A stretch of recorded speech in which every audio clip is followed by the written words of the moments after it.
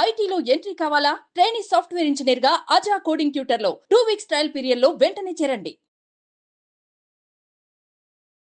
రీసెంట్గా మ్యారేజ్ అయింది మేడం. నా భర్త కూడా చాలా బాగా చూసుకుంటాడు. కానీ కొన్ని రోజుల నుంచి గొడవలు అవుతున్నాయి మేడం మా ఇద్దరి మధ్యన. బాగా చూసుకుంటున్నాడు అంటున్నావు, మళ్ళా గొడవలు అంటావేంటి? దేనికి అవుతున్నాయి అమ్మా గొడవలు? అంటే రీసెంట్గా అంటే నాకు ఎక్స్ బాయ్ ఫ్రెండ్ ఉండేది మేడం. అమీర్పేట వచ్చి కోచింగ్ తీసుకున్నాను మేడం. ఇన్స్టిట్యూట్కి వెళ్ళాను. ఇన్స్టిట్యూట్లో పరిచయం అయ్యాడు మేడం. ఓకే, 1 year 2 years తిరిగాము. కానీ ఇంట్రెస్ట్ లేదని చెప్పా మేడం ఫస్ట్ మ్యారేజ్ చేసుకోవడం. ఇంతలోకి అమ్మ వాళ్ళు మంచి సంబంధం ఐటీ జాబ్ అని మ్యారేజ్ చేశారు మేడం. ఈ ఆయన నీకేంటి నిన్ను ఎందుకు బాధ పెడుతున్నాడు? ఇన్నాళ్ళు లేని 9 నెలలు ఫోటో చూసి మేడం, అంటే ఫోటో ఇట్లా బుక్ చేసుకునే దాంట్లో ఎడిటింగ్ చేసి పెట్టారు మేడం. నువ్వు ఇట్లాంటి దాన్ని వచ్చి నీ క్యారెక్టర్ ఇదా అని బజార్ క్యారెక్టర్ నిజంగా అదేనా? పెళ్లికి ముందు వ్యభిచార వృత్తి చేసేది అనేటటువంటి ఆలోచన అతనికి కలగడానికి ఆ ఫోటో ఎవరైతే బుకింగ్ చేసుకుంటారో ఆ బుకింగ్ వాళ్ళ ద్వారా ఆ ఫోటో ఇతనికి రావడం. తన అభిప్రాయాన్ని ఏ విధంగా చెప్తుందంటే, నేను ముందే చెప్పాను పెళ్లి చేసుకోనని చెప్పాను, కానీ 2 సంవత్సరాలు అతనితో తిరిగాను. ఏంటి, what message you want to give సమాజానికి? ప్రేయస్ లాగా చూసాడా లేకపోతే ఇంకోలా చూసాడంటే నువ్వు అన్నిటికీ తలకాయ గుర్తున్నావు. ప్రేయస్ లాగా చూసిన తర్వాత అంటే పెళ్లి చేసుకోమా? ప్రేయస్కి అంటే అర్థం ఏంటి? ఏమనుకుంటున్నారు మీ ఆడపిల్లలు అసలు? ఇంకా మళ్ళీ ఈ అబ్బాయినేమో వదిలేసావా? తిరిగిన రోజులు తిరిగి మళ్ళీ ఇంకో అబ్బాయిని పెళ్లి చేసుకున్నా అంటే ఏం మాట్లాడుతున్నావు అమ్మా నువ్వు? విక్రమ్కి ఫోన్ చేశా మేడం, ఈ ఫోటో నీతో ఉన్నప్పుడే దిగా కదా, నువ్వే పెట్టావా అంటే నేనే పెట్టాను. హలో పూజ. విక్రమ్ ఫోన్ ఎందుకు లిఫ్ట్ చేయట్లేదు పూజ? నువ్వు అసలుకి ఎందుకు చేయాలి విక్రమ్? పూజ నీకు నేను ఎందుకు చేయాలి విక్రమ్? నా లైఫ్ అంతా ఆగం చేసావు కదా. కానీ నాకు నువ్వు కావాలి, నువ్వు ఎలాగే నాకు నువ్వు కావాలనేసే కదా నేను అనిపిస్తుంది. అయితే మ్యారేజ్ అయ్యాక ఎట్లా మెసేజ్ పెళ్లి చేసుకునే చెప్పాను, నాకు నువ్వు కావాలి పూజ, నీకోసం ఏదైనా చేస్తాను, నాకు నువ్వు కావాలి. నువ్వు పెళ్లి చేసుకున్నా కావాలి, అవసరమైతే మీ హస్బెండ్ తోడు మాట్లాడనైనా మాట్లాడతా, అవసరం మీ హస్బెండ్ ఏదైనా చేయమన్నా నేను చేస్తాను. కాదమ్మా విక్రమ్, వాళ్ళ హస్బెండ్ కి ఫొటోస్ పంపించింది మీరేనా? నేనే పంపించాను మేడం. ఎందుకని, దేనికోసం పంపించావు? నాకు అమ్మాయి కావాలి మేడం, నాకు అమ్మాయి కావాలంటే అమ్మాయి కోసం నేను ఏదైనా చేస్తాను మేడం. నాకు అమ్మాయి కావాలనేసి నేను చేశాను కదా. అదేమన్నా బొమ్మ? కాదు కాదమ్మా, అదేమన్నా బొమ్మ? నా బొమ్మ నాకే కావాలి, నేను చెప్పినట్టు వినాలి అంటే ఎట్లాగమ్మా? మీకు అసలు ఎవరు సరిగ్గా చెప్పేవాళ్ళు లేక ఇలా ప్రవర్తిస్తున్నారు. నువ్వు చదువుకోవాల్సిన టైంలోని నువ్వేం పెద్ద కోటీశ్వరుడువా? రేపు అమ్మాయి 4 కేసులు నీ మీద వేస్తే ఆ కేసులను ఎలా పోరాడతావు? కోర్టుల చుట్టూ తిరిగి నీ జీవితాన్ని పాడు చేసుకుంటావా? క్రిమినల్ కేసెస్ వేయించుకొని జైలుకు పోతావా? లేకపోతే నీ జీవితాన్ని సరిదిద్దుకుంటావా? బంగారు భవిష్యత్తును చూస్తావా? నువ్వే నిర్ణయించుకోవాలి.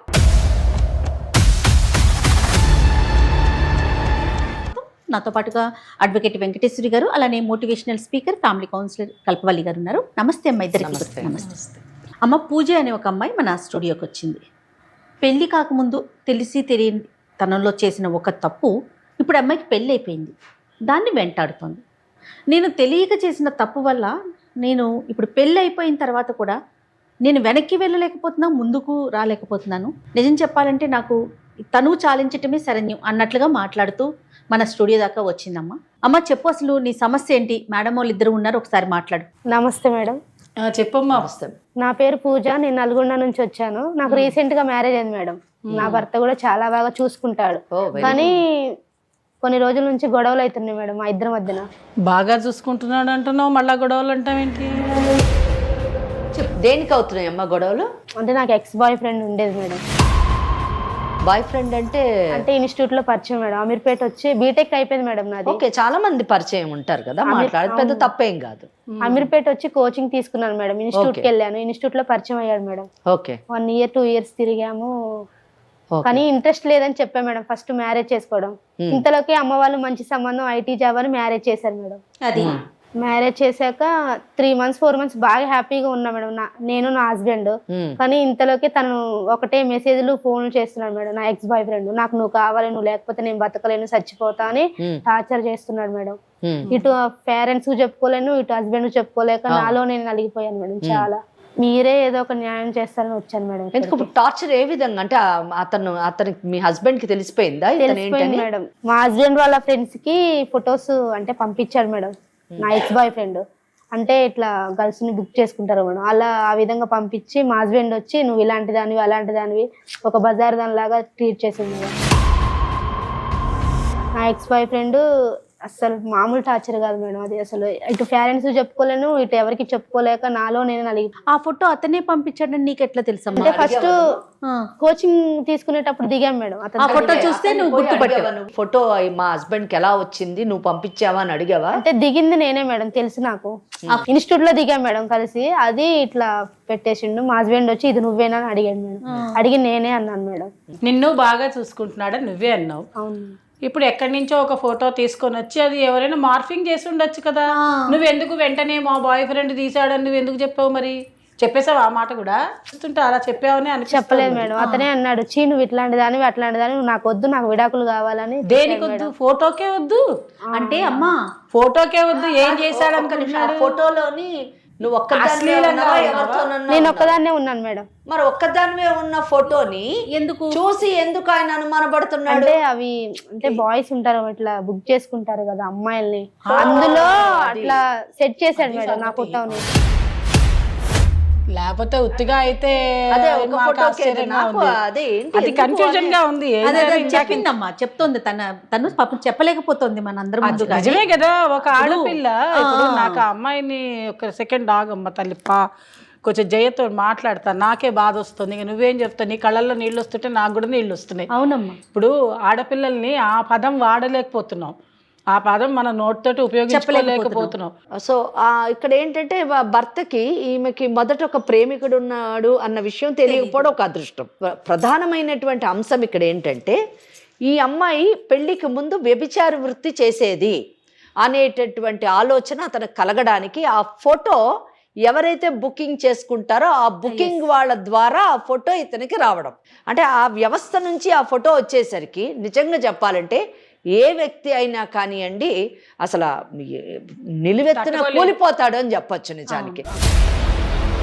భర్త స్థానంలో ఉన్నటువంటి వాడు ఒక గౌరవప్రదమైనటువంటి కుటుంబం నుంచి ఒక అమ్మాయిని, చదువుకున్న అమ్మాయిని పెళ్లి చేసుకున్నాను అనే ఆలోచనలో ఉండి ఒక మంచివాడు భార్యను బాగా చూసుకుంటున్నటువంటి అబ్బాయి నా భార్య ఇటువంటి వృత్తి చేసేది అనేటువంటి విషయం అతని నోటీసుకు కానీ వస్తే ఎవ్వరూ సహించరు, భరించరు. నిజం చెప్పాలంటే బ్రతకడం కూడా చాలా ఆలోచించదగినటువంటి విషయం. ఇప్పుడు మన ముందు ఒక అమ్మాయి ఉంది కదా, చాలా అమాయకంగా ఉంది, చాలా అమాయకురాలు అనేటటువంటి కొన్ని కేసుల్లోని ఇటువంటి ఆలోచన విధానాన్ని మనం పక్కన పెట్టుకోవాలి.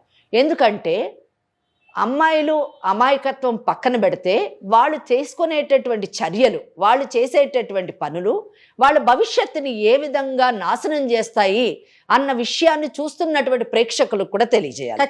అంటే ఎందుకంటే అమ్మాయి మాట్లాడేటప్పుడు అమ్మాయి కళ్ళల్లో నీళ్లు వచ్చి ఉండొచ్చుగాక, కానీ ఎంత సింపుల్గా అంటే సాఫ్ట్గానే సౌమ్యంగానే ఆ అమ్మాయి ఎంత తన అభిప్రాయాన్ని ఏ విధంగా చెప్తుందంటే, నేను ముందే చెప్పాను పెళ్లి చేసుకోనని చెప్పాను, కానీ 2 సంవత్సరాలు అతనితో తిరిగాను. ఏంటి what message you want to give సమాజానికి? నిన్ను చదువుకోవడానికి పంపించారు, చదువుకోవడం నీ పని, తోటి విద్యార్థులతో నువ్వు మాట్లాడావా అక్కడికి మనం ఏం అనడానికి లేదు. కానీ 2 సంవత్సరాలు నేను తిరిగాను, నువ్వు తిరిగావు కాబట్టి ఈరోజు ఇక్కడ కూర్చోవలసినటువంటి పరిస్థితి వచ్చింది. ఇదే పరిస్థితి ఏ అమ్మాయికైనా జరుగుతుంది అన్న విషయాన్ని అమ్మాయిలు తెలుసుకోవాలి. వాళ్ళు చదువుకునే టైంలోని వాళ్ళు చదువుకోవాలి, ఒక పద్ధతిలో ఉండాలి, సమాజం ఆమోదించే రీతిలో ఉండాలి తప్పితే లిమిటేషన్స్ దాటితే ఇటువంటి సమస్యలను ఎదుర్కోవాల్సి వస్తుంది. ప్రతిదానికి ఒక పరిమితి, ఒక గీత ఉండాలి. అది ఫ్రెండ్షిప్ అవ్వండి, ప్రేమించుకోవటం అవనివ్వండి, భర్త అవనివ్వండి, భార్య అవనివ్వండి, ప్రతిదానికి మనం ఒక గీత గీసుకుని ఆ గీత లోపల ఉండాలి.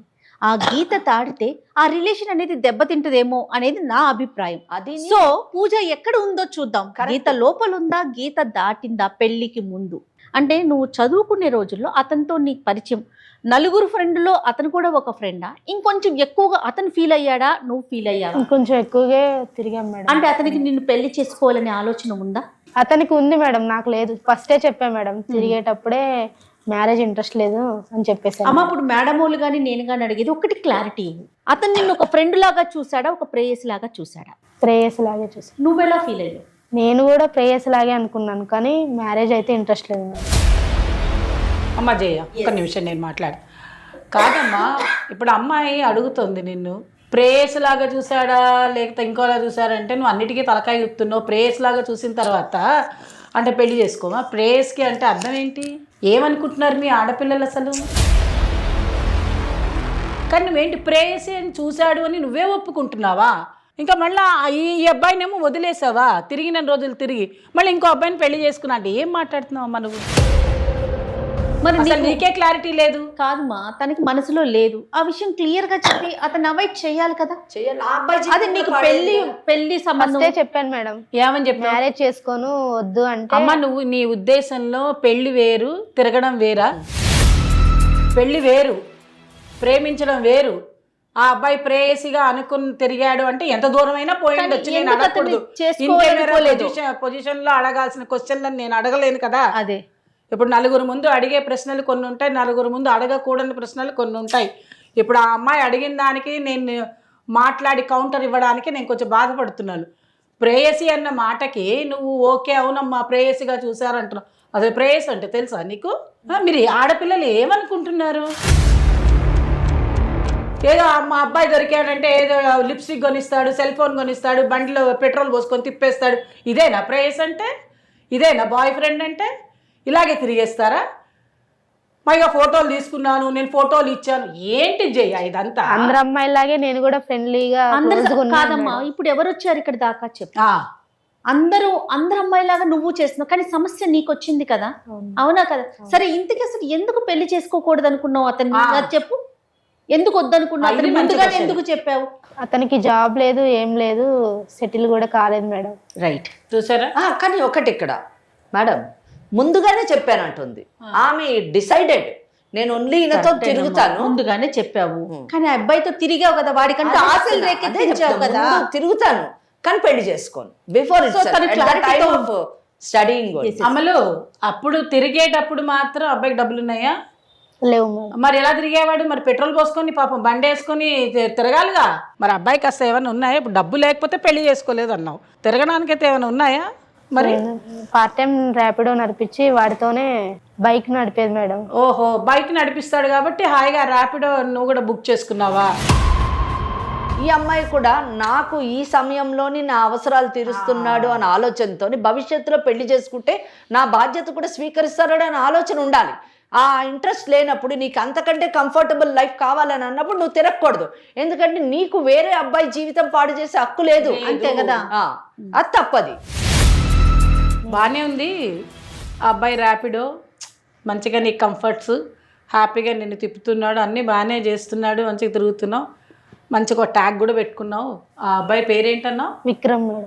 విక్రమ్కి ప్రేయసిగా చక్కగా హ్యాపీగా తిరుగుతున్నావు, నీకు ఆయన ప్రియుడుగా బాగానే ఉన్నారు.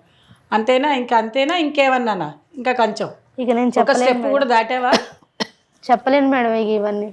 చెప్పలేవు, ఎందుకంటే ఇప్పుడు చెప్తే ఇబ్బంది పొజిషన్లోకి వస్తావేమో అనే ఒక ఆలోచన నీలో ఉంది. కానీ అప్పుడు మాత్రం నువ్వు కంఫర్ట్గా ఉన్నావు, హ్యాపీగా కూడా ఉన్నావు. ఒకటి మేడం, అప్పుడు హ్యాపీ అండ్ కంఫర్ట్. ఇక్కడ ఒక విషయం, ఆ అమ్మాయి ఆన్సర్ తోని మనం అర్థం చేసుకోవాల్సింది ఏంటంటే, ఒకవేళ ఎటువంటిది ఇంకొంచెం ఫార్వర్డ్ కాలేదు అంటే లేదు మేడం అని ఖచ్చితంగా చెప్తుంది. చెప్పలేను అన్నదంటే మనం అర్థం మాకు అర్థం చేసుకోవాలి. ఇప్పుడు మా ఆయన అడుగుతున్నాడా నిన్ను? ఇప్పుడు ఇక్కడ దాకా ఎందుకు వచ్చావమ్మా? నువ్వు నాకు వద్దు, నాకు విడాకులు కావాలంటుంది మేడం, కానీ నాకు నా హస్బెండే కావాలి మేడం. ఇప్పుడు అబ్బాయి రమ్మని పిలవట్లేదా మీ ఆయన ద్వారానో లేకపోతే ఇంకోళ్ళ ద్వారానో? మరి అసలు ఎందుకు అంటున్నాడు మరి మీ ఆయన? ఈ ఆయన నీకేంటి నిన్ను ఎందుకు బాధ పెడుతున్నాడు? ఇన్నాళ్ళు లేని 9 నెలలు ఫోటో చూసి మేడం, అంటే ఫోటో ఇట్లా బుక్ చేసుకునే దాంట్లో ఎడిటింగ్ చేసి పెట్టారు మేడం. నువ్వు ఇట్లాంటి దాన్ని వచ్చి నీ క్యారెక్టర్ ఇదా అని బజార్. క్యారెక్టర్ నిజంగా అదేనా? కాదు మేడం, కాదు. ఇప్పుడు మీ ఆయన నిన్ను నాకు అక్కర్లేదు, నీ క్యారెక్టర్ అసాసినేట్ చేస్తున్నాడు అనే ఒక ఫీలింగ్లో నువ్వు మా దాకా వచ్చావు. అవును, సరిపోయింది. అసలు ఖచ్చితమైన పచ్చి నిజం ఏమిటో మాకు కావాలి. మొట్టమొదటిగా నిజాలు లేకుండా ఇద్దరం చెప్పలేం, అమ్మ చెప్పలేదు, నేను చెప్పలేను. కాబట్టి ఇప్పుడు నిజంగా నీవు అతనితోటి ఓ 2 ఏళ్ళో 3 ఏళ్ళో మీరిద్దరు కలిసి తిరిగినప్పుడు నువ్వు ఫోటోలు ఇంకా ఏమేం చేసావో అవన్నీ నీ మనసుకి కరెక్ట్ అనిపిస్తున్నాయా మీ ఆయన నిన్ను అడుగుతుంటే? మొట్టమొదటి ప్రశ్న. రెండవ ప్రశ్న ఏంటంటే, ఈ ఫోటో నిజంగానే ఆ బుకింగ్ చేసుకునే వాళ్ళ దగ్గరికి విక్రమే ఇచ్చాడా, లేదంటే మరెవరి ద్వారా అయినా పోయి మార్ఫింగ్ జరిగిందనే మాట నువ్వు అంటున్నావు కాబట్టి అలాంటివి ఏదైనా జరిగాయా? మూడవది ఏంటి అని అంటే ఇవన్నిట్లో ఎంతవరకు నిజం ఉంది, నీకు నీ భర్తే కావాలి, నాకు మళ్ళా విక్రమ్ అక్కర్లేదు అనే మాటకి నువ్వు ఎందుకు కంక్లూజన్కి వస్తున్నావు కూడా నాకు నీ మనసులో మాట కావాలి. విక్రమ్కి ఫోన్ చేసా మేడం, ఈ ఫోటో నీతో ఉన్నప్పుడే దిగా కదా, నువ్వే పెట్టావా అంటే నేనే పెట్టాను. అంటే విక్రమే చేశాడు. చేశాడు. ఎందుకు చేశాడంటావు? నేను దక్కలేదు కదా మేడం. దక్కలేదు. ఇప్పుడు అంటే అట్లా పెడితే దక్కుతావా నువ్వు? అదెలా దక్కు? అంటే నా హస్బెండ్ ముందు నేను బ్యాడ్ అవుతా కదా మేడం. హస్బెండ్ మీరు బ్యాడ్ అయిపోతే ఎట్లా ఇచ్చేస్తే మళ్ళీ వస్తుంది. అంటే డైవర్స్ ఆయన ఇస్తే అప్పుడు మళ్ళీ నిన్ను పెళ్లి చేసుకుంటాడట్నా? అవును మేడం. ఎవరికి చెప్పాడు? నాకే చెప్పాడు. నువ్వు ఎప్పుడు ఫోన్ చేసావు మరి? ఆ రోజు ఫోటో అంటే మా హస్బెండ్ చూపించాక కాల్ చేశాను మేడం. అంటే మీ హస్బెండ్ ముందే కాల్ చేసావా? కాదు మేడం, పర్సనల్ గా చేశాను. పర్సనల్ గా కాల్ చేసావు, కానీ మీ హస్బెండ్కి ఏం తెలియదు.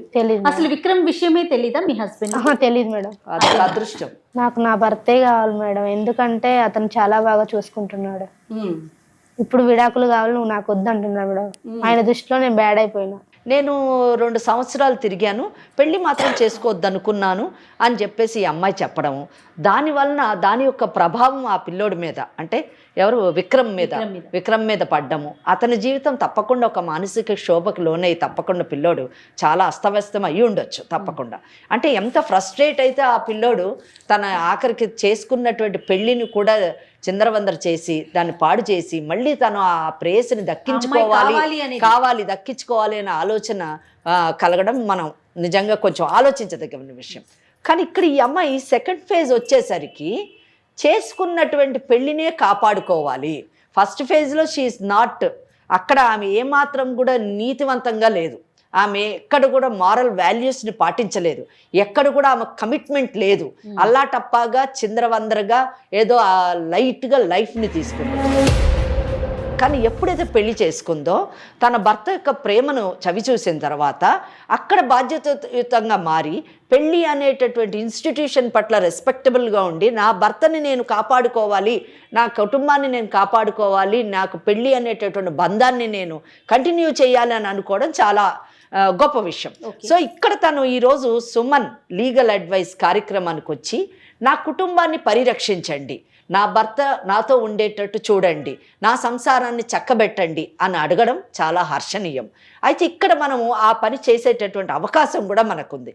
ఎందుకంటే ఆమెలోని ఈ మార్పు, ఆమెలోని ఈ యొక్క ఆలోచన మనం నిజంగా ప్రోత్సహించాలి, అభినందించాలి. ఎందుకంటే మనం సెట్ కూడా చేయగలం. ఎందుకు సెట్ చేయగలం అంటే ఇక్కడ అన్డౌటెడ్లీ పూజ యాజ్ వెల్ యాజ్ విక్రమ్ ఇద్దరి జీవితాల్లోని విక్రమ్ కూడా విక్టిమ్ అనే చెప్పాలి. గతంలోని చేసేటటువంటి చర్యల యొక్క ప్రభావం భవిష్యత్తు మీద ఎలా ఉంటుందని భావి తరాల వారికి చెప్పగలం. ఇక్కడ ఇది చేయడానికి మనకు అవకాశం ఏంటంటే లక్కీలీ ఈ కేసులోని భర్తకి వీళ్ళిద్దరూ ప్రేమికులన్న విషయం తెలియకపోవడం, భర్తకి కౌన్సిలింగ్ చేయడం ద్వారా, అలాగే విక్రమ్తో మాట్లాడి నయానో భయాన్నో అతనిలోని మార్పును తీసుకొచ్చి తన భవిష్యత్తుని వేరే విధంగా సరిదిద్దుకోమని చెప్పేసి మనము చేయడానికి చేస్తే తప్పకుండా ఈ అమ్మాయి బాగుంటుంది, విక్రము కొత్త జీవితాన్ని ప్రారంభిస్తాడు, భర్త కూడా శాంతియుతంగా తన భార్యతో కాపురం చేసుకోగలరు. ఒకసారి ఫోన్ కాల్ తీసుకుంటానమ్మా. ఏమా నువ్వు చెప్పు, మీ హస్బెండ్ తో మాట్లాడదామా లేకపోతే విక్రమ్ తో మాట్లాడదాం? అతనికి ఏం చెప్పొద్దా? మీ హస్బెండ్ కి ఏమొద్దు మేడం. ఏమా మరి ఇప్పుడు ఏం చేద్దామంటారు? మరి ఒకసారి విక్రమ్ కాల్ చేయండి, అవకాశం ఉంటే విక్రమ్ తో మాట్లాడి దాన్ని బట్టి డిసైడ్ చేద్దామా? ఏమా చేద్దామంటే అంతే కదమ్మా? అంతే కదా. కాల్ చేయమ్మా. చేస్తాను.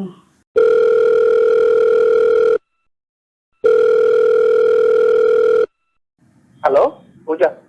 విక్రమ్ ఫోన్ ఎందుకు లిఫ్ట్ చేయట్లేదు పూజ? నువ్వు అసలుకి ఎందుకు చేయాలి విక్రమ్? పూజ నీకు నేను ఎందుకు చేయాలి విక్రమ్? నా లైఫ్ అంతా ఆగం చేసావు కదా. నేనేం ఆగం చేశాను పూజ నీ లైఫ్ ని? ఇప్పుడు లవ్ చేసుకొని తిరిగాము, బానే ఉంది, కనీసం నాకు చెప్పాలి కదా పూజ. నువ్వు నీకు ఫస్టే చెప్పాగా విక్రమ్, నాకు మ్యారేజ్ ఇంట్రెస్ట్ లేదని చెప్పా కదా. చెప్పావు పూజ, చెప్పలేదనట్లేదు, కానీ నాకు నువ్వు కావాలి, నువ్వు ఎలాగే నాకు నువ్వు కావాలనేసే కదా నేను అనిస్తుంది. అయితే మ్యారేజ్ అయ్యాక పెళ్లి చేసుకుంటే చెప్పాను నాకు నువ్వు కావాలి పూజ, నీకోసం ఏదైనా చేస్తాను, నీకోసం మా ఇంట్లో వాళ్ళని కూడా వదిలేస్తాను అనేసి నీకు చెప్పాను కదా. నాకు నువ్వు కావాలి, నువ్వు పెళ్లి చేసుకున్నా కావాలి, అవసరమైతే మీ హస్బెండ్ తో మాట్లాడైనా మాట్లాడతా, అవసరం మీ హస్బెండ్ ఏదైనా చేయమన్నా నేను చేస్తాను, కానీ నాకు నువ్వు కావాలి. అది విక్రమ్, ఇది తను పూజ సుమన్ టీవీ లీగల్ అడ్వైజ్ అనే ఒక ప్రోగ్రామ్ కి వచ్చారమ్మా. మేము కూడా లైన్ లోనే ఉన్నాం, సారీ నీకు చెప్పలేదు. కానీ ఆ అమ్మాయికి ఏం చేయాలో తెలియక దిక్కుతోచిన స్థితిలో ఇంకా నా వల్ల కావట్లేదు అనే పరిస్థితిలో వచ్చారు. నాతో పాటు అడ్వకేట్ వెంకటేశ్వరి గారు, అలానే ఫ్యామిలీ కౌన్సిలర్ కల్పవల్లి గారు, ముగ్గురం కూర్చొని ఉన్నాము. నీ వర్షన్ కూడా వింటూ ఉన్నాము. ఏం విక్రమ్ మీరు మాట్లాడేది?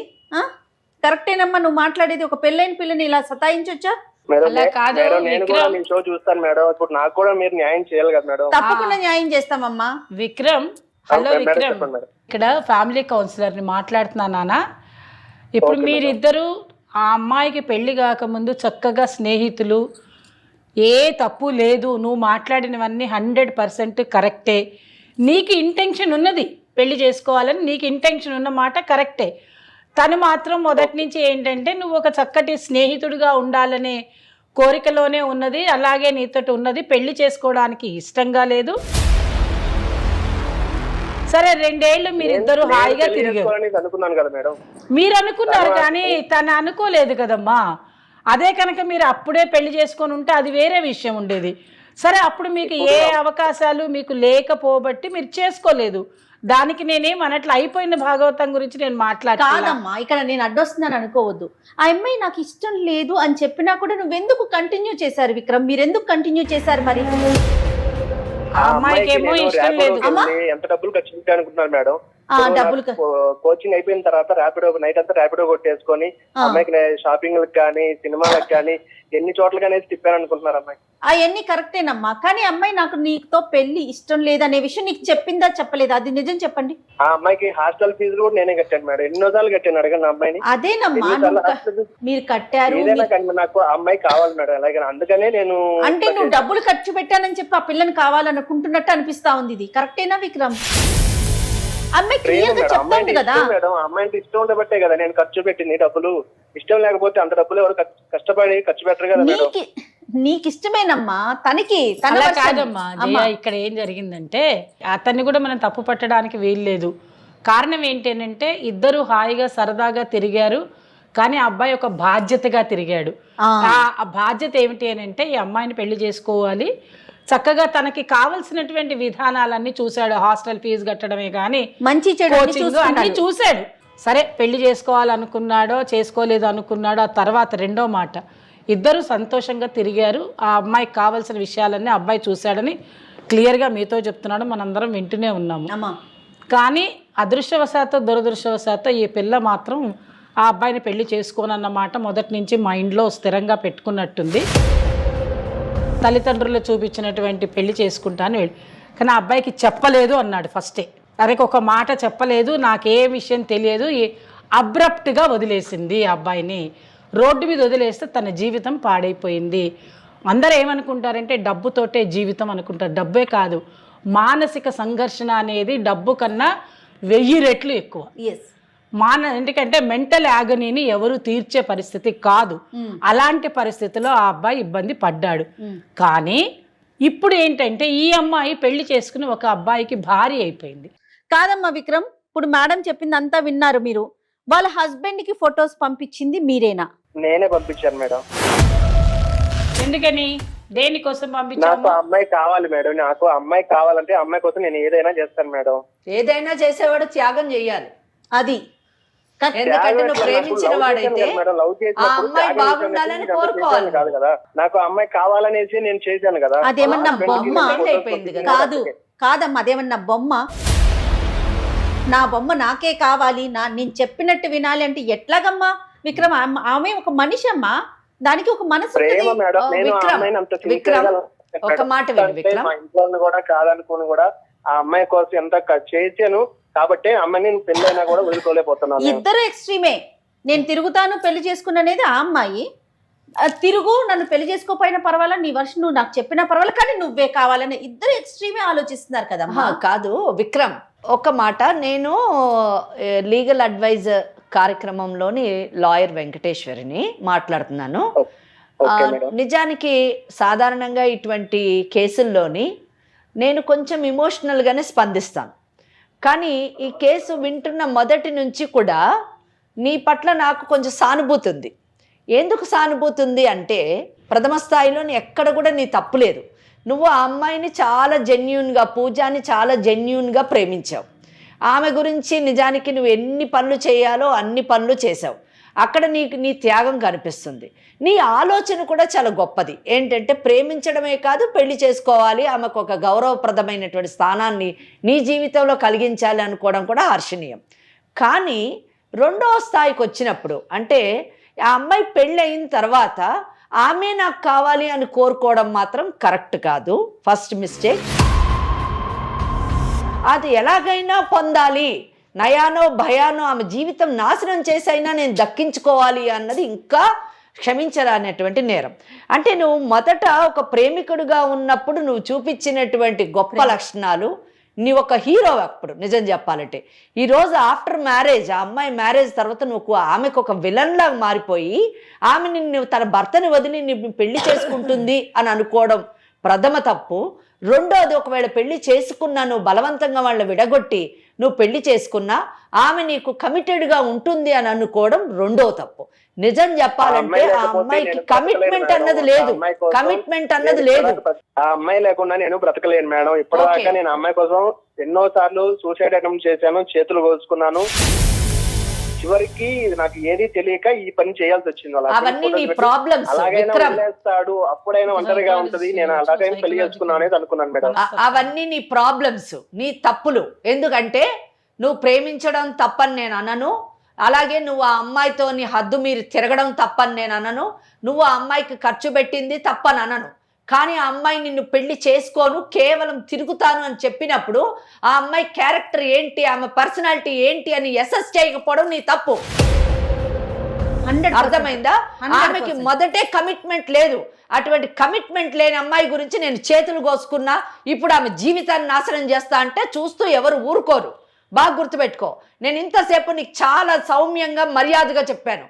ఒకవేళ నీ యొక్క ఈ విధానం కానీ నువ్వు మార్చుకోకపోతే, నువ్వు ఫోటో పంపించాను అని చెప్పేసి నువ్వు ఒప్పుకున్నావు, కమిట్ చేసావు, దాని ప్రకారం నిన్ను బ్లాక్మెయిల్ కింద 7 సంవత్సరాలు శిక్ష అనుభవిస్తావు. అంతేకాకుండా ఆమె జీవితాన్ని, ఆమె గౌరవాన్ని భంగం కలిగించేటట్టు నువ్వు ప్రవర్తిస్తే ఇటు సివిల్ డ్యామేజెస్ కింద నీకు ఎన్ని కోట్లు కావాలంటే అన్ని కోట్లు మేము అడిగేటటువంటి అధికారం ఉంది. అలాగే క్రిమినల్ డిఫమేషన్ కింద నీ మీద కేసులు వేయాల్సి వస్తుంది. ఇవన్నీ వేస్తే నీ బంగారు భవిష్యత్తు. అంటే నువ్వు ఏదో అంత పెద్ద గొప్ప పిల్లోడు. విను నువ్వు, మీకు అసలు ఎవరు సరిగ్గా చెప్పేవాళ్ళు లేక ఇలా ప్రవర్తిస్తున్నారు. నువ్వు చదువుకోవాల్సిన టైంలోని నువ్వేం పెద్ద కోటీశ్వరుడువా? ఒక పేద కుటుంబం నుంచి వచ్చినటువంటి వాడు రాత్రిపూట ర్యాపిడో నడిపి ఆ అమ్మాయి యొక్క అవసరాలు తీర్చాను అని చెప్పావు. అంటే ఏంటి? మీ ఇంటి వాళ్ళు కనీసం నీకు డబ్బులు కూడా పంపించేటటువంటి స్థాయి లేనటువంటి వాడు. ఒక పేద కుటుంబం నుంచి వచ్చి నువ్వు చదువుకొని నీ కుటుంబానికి ఒక ఆసరాగా కావాల్సినటువంటి నువ్వు, ఒక కుటుంబం నుంచి వచ్చి తల్లిదండ్రుల పేరు నిలబెట్టి మంచిగా బ్రతకలు తన కాళ్ళ మీద ఆర్థికంగా నిలబడవలసినటువంటి పూజ ఈ పనులు చేయకుండా మీరు తప్పుడు పనులు చేసి ఈ రోజున మళ్ళీ ఇంకా మాట్లాడుతున్నావు ఆ అమ్మాయే కావాలని. ఎందుకయ్యా అమ్మాయి? నీకు వేరే పెళ్లి చేసుకో, మంచిగా సెటిల్ అవ్వు. ఇంత మంచిగా చెప్తూ ఉంటే ఎటువంటి ఆర్థిక స్తోమత లేనటువంటి నువ్వు రేపు ఆ అమ్మాయి 4 కేసులు నీ మీద వేస్తే ఆ కేసులను ఎలా పోరాడతావు? కోర్టుల చుట్టూ తిరిగి నీ జీవితాన్ని పాడు చేసుకుంటావా? క్రిమినల్ కేసెస్ వేయించుకొని జైలుకు పోతావా? లేకపోతే నీ జీవితాన్ని సరిదిద్దుకుంటావా? బంగారు భవిష్యత్తును చూస్తావా? నువ్వే నిర్ణయించుకోవాలి. చెప్పిన మాట విను విక్రమ్. నువ్వు యంగ్ ఏజ్ లో ఉన్నావు విక్రమ్, నువ్వు చిన్న వయసులో ఉన్నావు, యంగ్ ఫెలో. నీకు మంచి భవిష్యత్తు ఉంది, మంచి అమ్మాయి దొరుకుతుంది, చక్కగా పెద్దలు చూసినటువంటి పెళ్లి చేసుకో. ఇదంతా గతం ఒక పీడకలగా మర్చిపో. చక్కటి జీవితం. నీ మీద నాకు చాలా గౌరవం ఉంది. నిజం చెప్పాలంటే సానుభూతి కూడా ఉంది. ఎందుకంటే నో డౌట్ ఆ అమ్మాయి నీకు పెళ్ళి అని కూడా చెప్పకుండా నిన్ను మోసం చేసింది, నీ జీవితం అస్తవ్యస్తమైంది అనేటువంటి ఆలోచనలో నువ్వు ఉండడంలో తప్పులేదు. కానీ అయిపోయింది దాన్ని మళ్ళీ బ్యాక్కి తీసుకురావాలని అనుకోవద్దు. Better you concentrate on your future. నువ్వు చదువుకున్నటువంటి వాడివి, మంచి ఉద్యోగం చూసుకో, జీవితంలో సెటిల్గా మీ తల్లిదండ్రులు చూసినటువంటి వివాహం చేసుకో, పెళ్లి చేసుకొని సక్రమమైనటువంటి జీవితాన్ని జీవించి ఎప్పుడు నువ్వు హీరోలాగానే ఉండు. అంతేగాని ఈ అమ్మాయి అనవసరం నువ్వు ఇంకా తెగించి మాట్లాడేవనుకో 4 కేసులు ఆ అమ్మాయి వేస్తుంది, నువ్వు కోర్టుల చుట్టూ జైలుకు పోవాల్సి వస్తుంది. నీకు నిజంగా అవసరమా? You don't deserve that. According to me you are a very good boy. You please be remain like that. చట్ట ప్రకారంగా జరగవలసిన విషయాలని నీకే కాదు నీలాంటి యువత అందరికీ కూడా అర్థమయ్యేటట్టు తెలియాలన్న విషయంతో వెంకటేశ్వరి మేడం చెప్పారు. కానీ ఓకే. ఇప్పుడు నువ్వు జరిగిన విషయాన్ని గతం గతః అయిపోయిన దాని గురించి మనము కాలాన్ని వెనక్కి వెళ్ళి లాక్కు రాలేం ముందుకి. ఇప్పుడు మనం చేయవలసింది ఏంటంటే ఆ పెళ్ళైపోయిన ఆడపిల్ల జోలికి మనం వెళ్లకుండా ఉంటే మంచిది విక్రమ్. నువ్వు కూడా హాయిగా చక్కగా పెద్దవాళ్ళు కుదిర్చినటువంటి వివాహం చేసుకో. తప్పులు జరిగాయి, ఇద్దరి మూలాన తప్పులు అయిపోయాయి, అవన్నీ దాన్ని మళ్ళీ మళ్ళీ మళ్ళీ పోస్ట్ మార్టం చేసి గీకే ఆల్సిన అవసరం లేదు. అయిపోయిన దాని గురించి కాకుండా ఆ అమ్మాయి జీవితంతో చెలగాటాలు ఆడకుండా ఒక అమ్మాయి ప్రేమ త్యాగాన్ని కోరుకుంటుంది నాన్న. హాయిగా చక్కగా ఆ అమ్మాయి పెళ్లి చేసుకుంది, నువ్వు ఇంకా వాళ్ళ భర్తకి చెప్పాలి.